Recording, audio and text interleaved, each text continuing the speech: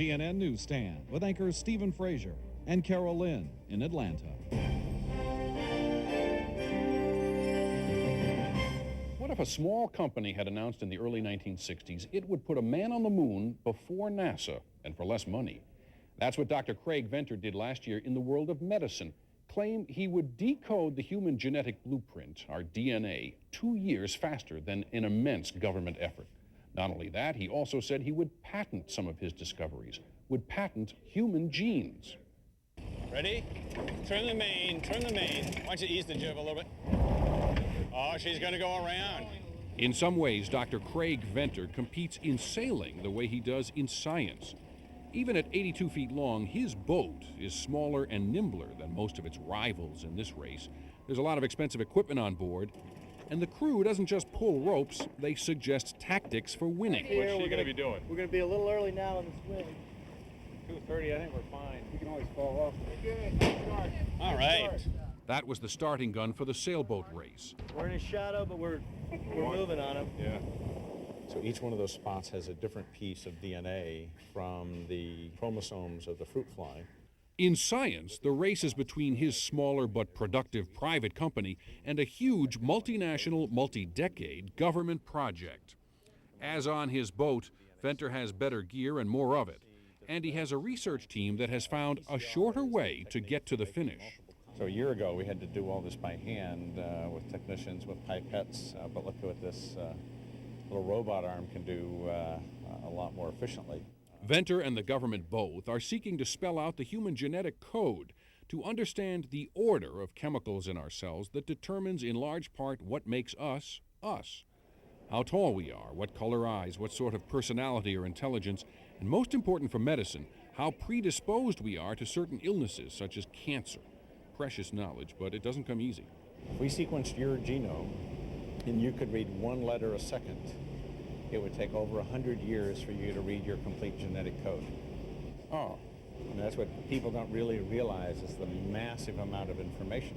Providing the information, these gene sequencers, row after row of them, unassuming beige boxes that are silent, giving no clue that they cost $300,000 each, nor any clue into the significance of what's going on inside them. Having the complete genetic code is our best hope for beginning really new understanding of how cells function and therefore how cancer begins.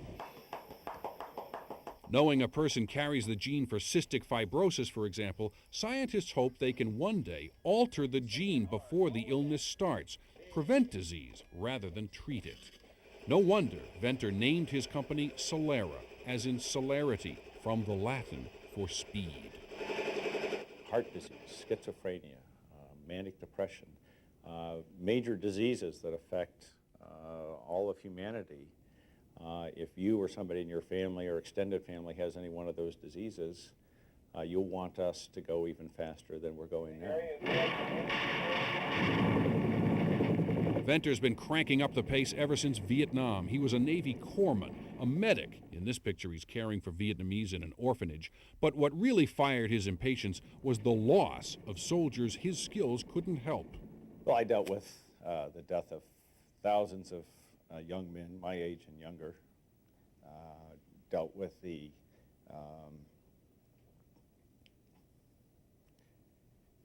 failure of medical tools to do anything functional to help most of these people. Painful to recall even now. Those experiences gave him purpose. There were several young men that died that, medicine at the time, the physicians that were there couldn't explain it. They had no idea why. Before the war, he'd been laid back, a California surfer. But when he got home, he embarked on a grueling quest for medical knowledge, ultimately earning a doctorate in physiology and pharmacology from the University of California, San Diego. Usually have between 3 and 4 every day.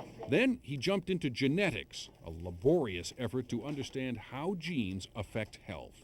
I spent the first decade of my career trying to isolate one human protein to finally clone one human gene. So a decade. A decade for one gene. He joined the government's Human Genome Project, which was launched in 1990 to decode the human body's building blocks, spending 15 years and $3 billion taxpayer dollars on the effort. Dr. Francis Collins leads it now. I would say the Human Genome Project is probably more significant than splitting the atom or going to the moon. That sounds really audacious, doesn't it? But the government's goal is to sequence all human genes and place that knowledge in the public domain for common good. And that is where Drs. Collins and Venter part company. They parted literally when Venter left to go private, starting companies and seeking financial backers and predicting he'd complete the genome first by employing a conceptual shortcut. Then, to pay back investors, he announced in a philosophical parting with Collins that he will file for patents on some of his discoveries and will charge other researchers a fee for access to what he found. It's been a long way, but we're here. Remember how we said earlier this was like the race to the moon? Now imagine Craig Venter got there first and set up a toll booth for everybody coming after him, wanting to take scientific measurements or collect moon rocks or hit a golf ball in the moon's lower gravity. Genetic patents have got to go. This concept offends some people, but the U.S. Patent Office permits genetic patents, according to bioethicist Robert Cook Deegan. Almost everybody has the same initial reaction, which is, how can you patent a gene? It exists. I mean, it's in my body, it's in your body. How can you patent that? But it turns out that since, sometime in the middle 1980s, it's been possible to patent genes. People think that patenting genes is patenting life. That's the cliche you constantly hear. But genes are not life. They're just strips of chemical information. But Francis Collins, who says government researchers are speeding up too, wouldn't patent the genome even if he decoded it first.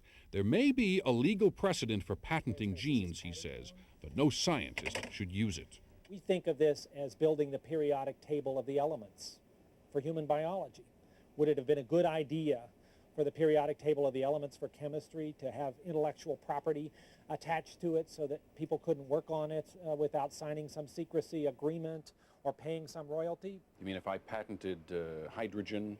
Right. Would it have been good if hydrogen and neon and helium had all had licensing and royalty stipulations before you could go to the lab and do an experiment?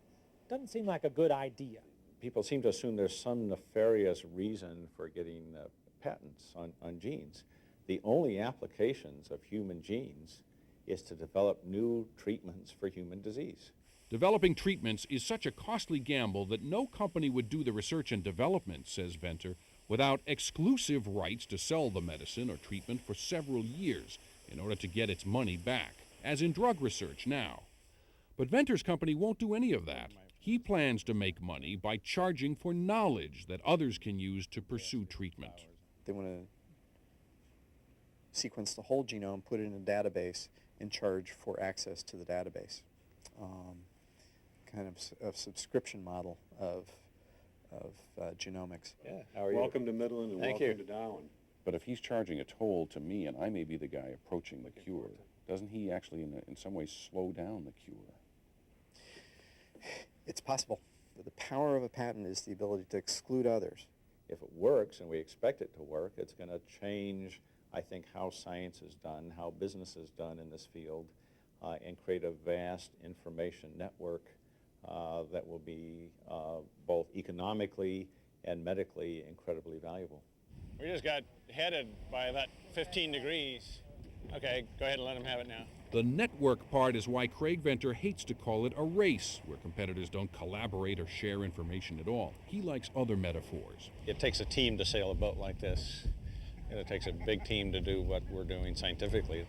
Big science, big stakes, big egos. How could it not be a race? Perhaps the most significant race in the history of medicine. Yeah, look, those guys are totally dying. I'd say we tack over now.